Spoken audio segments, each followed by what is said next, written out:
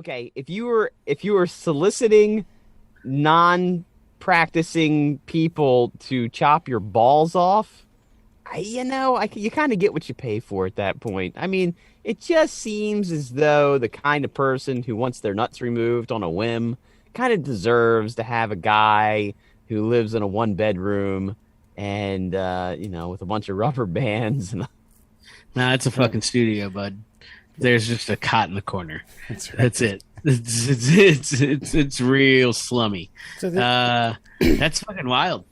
So he had his buddy could do it for him, right? That's how I heard that. No, it's not even his buddy. He got on a service, like a web service, like a not a like a Craigslist style web service to like solicit for somebody who would cut their nuts off. I mean, I think what's even stranger, Wes, is that there's a guy who answers the ad. Right. Not even the person, because I believe there's lots of people who want weird shit done to their bodies.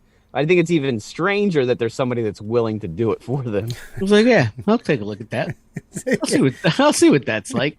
It sounds interesting. Swing by my studio in Central Florida. We'll hang out for a little bit. So the man's testicles removed during the procedure took several hours.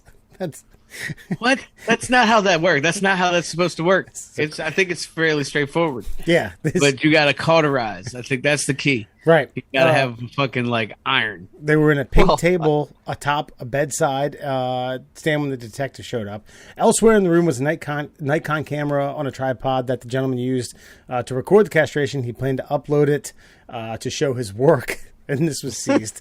Asked by a detective about his extensive surgical tool collection, Van Ryswick answered, "I kind of like medical stuff." When the cop asked, "Is there another fetish for you or what?" Van Ryswick replied, "I suppose I could call them a fetish. It's kind of a prepper type, whatever the hell that means."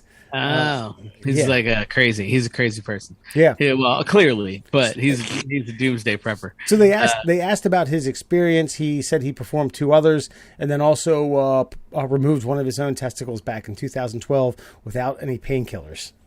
Wow. Okay. Well, you know what? He's got a little more street cred. I mean, if you're going to be in the business, Weird flex. You gotta. Hey, do you have any experience? Hell yeah! Pulls his pants down. Look at that. Look at that. I cut that off. They call me One Ball Gary. Look at that. Not for a reason. But see, I don't know. Like, I think in the question, if you're interviewing people to cut your balls off, right? Or in the questionnaire would be like, "Hey, how long did it take you to do that?" And he's probably be like, "Oh, fucking 4 hours." Excuse me? No, nope. That's not. It should be much faster. I'm fairly certain. Well, actually, it should be much slower because I mean, okay. Looking at history, they were castrating people for a long time. Like the Catholic Church was castrating the shit out of people just so they could still sing a falsetto. Yeah. And I mean, it's actually a pretty simple process from what I understand. It's like really tight rubber band. I don't know, a few Merlots, sit around, chat about what you think the Matrix meant for a little while.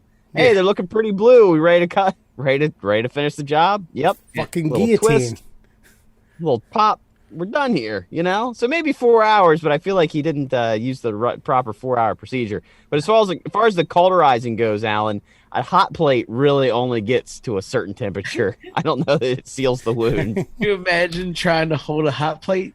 You're like holding the base and trying not to burn yourself. It's a very dark image, but